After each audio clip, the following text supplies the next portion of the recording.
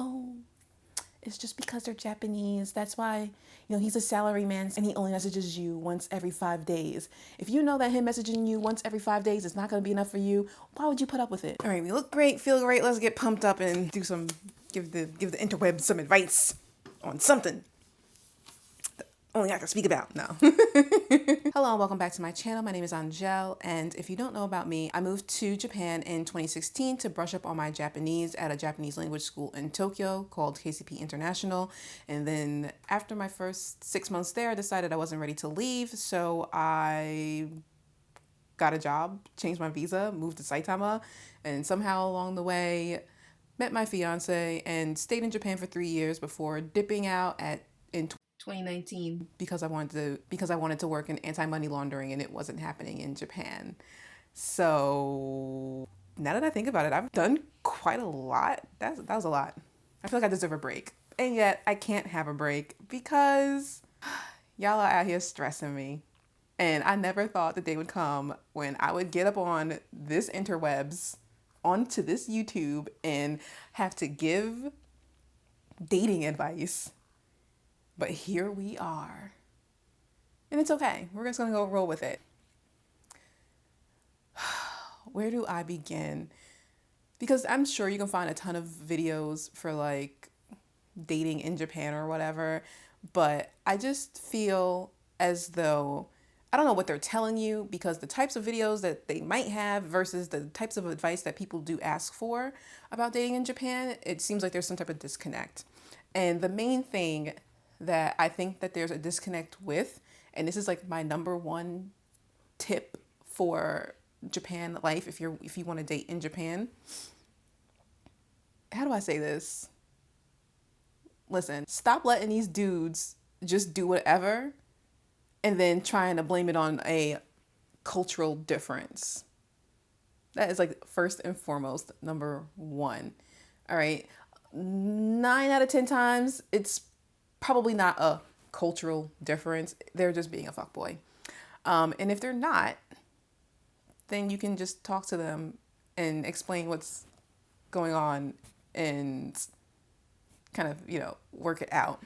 But I noticed that a lot of people will excuse people's trash behavior by saying, oh, it's just a cultural difference.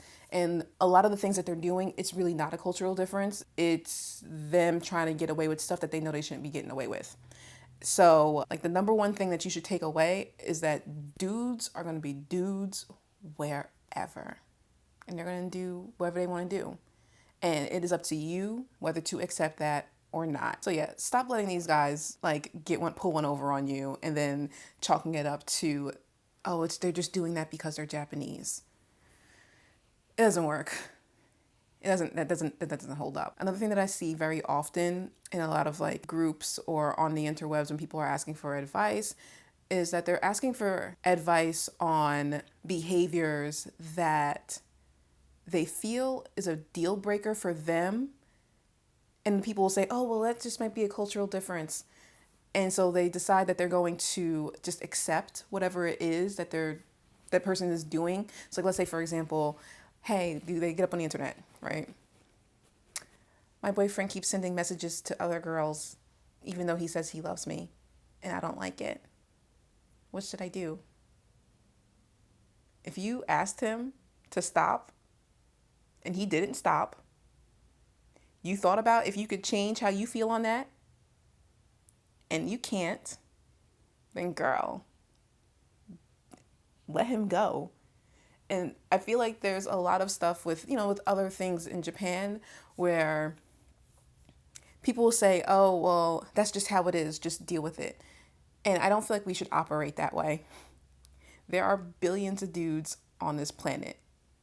There's billions of people, if dudes aren't your thing. There's billions of people on this planet. You can find somebody who will either A, meet your standards, or B, will work with you and you can make compromises with. You don't have to settle for somebody that's not going to treat you the way that you want to be treated.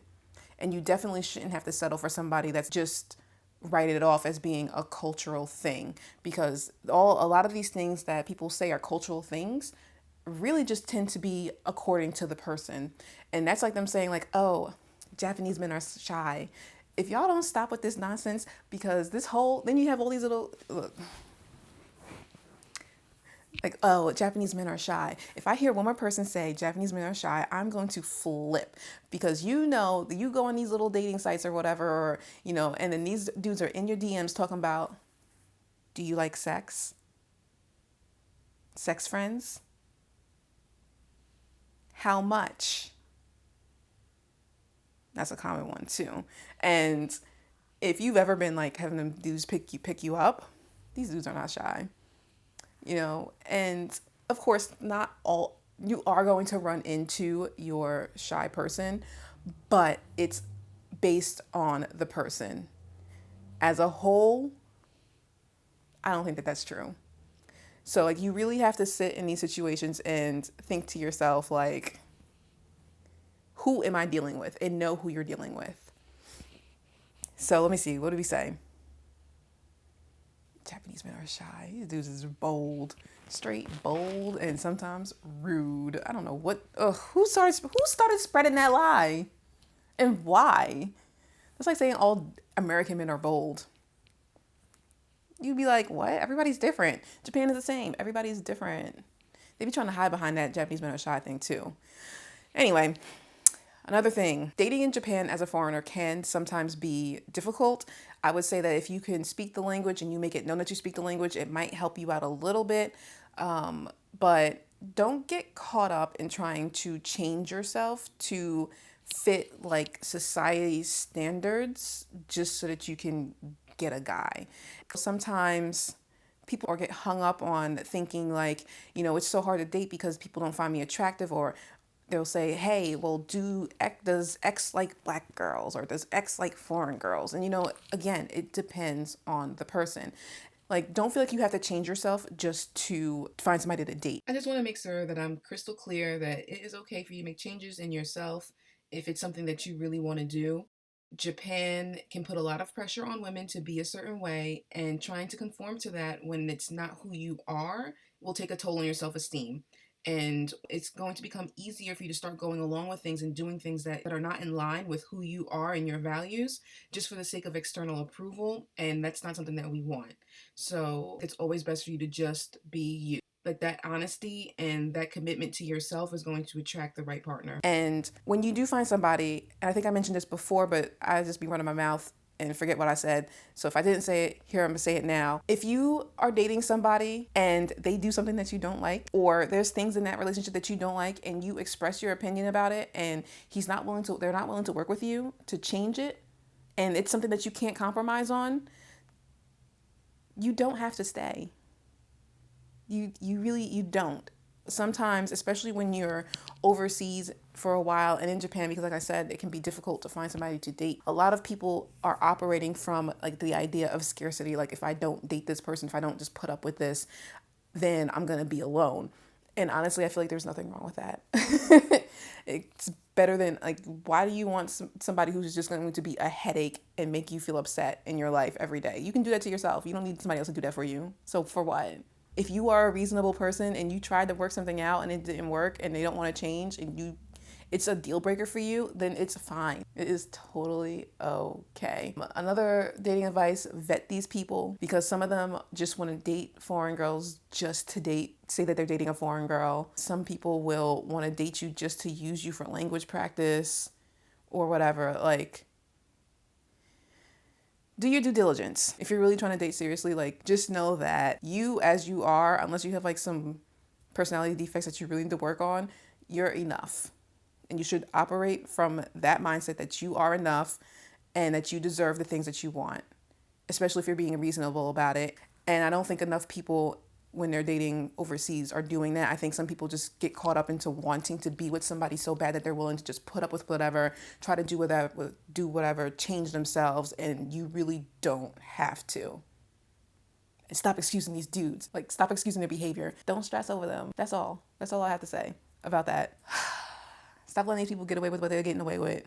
Don't let them use you for free English lessons unless you want them to. And hold true to like what you want. Like, if you don't have to settle. I don't think you have to settle. we don't have to settle. And that's the advice that I would give on dating in Japan. Other than that, have fun.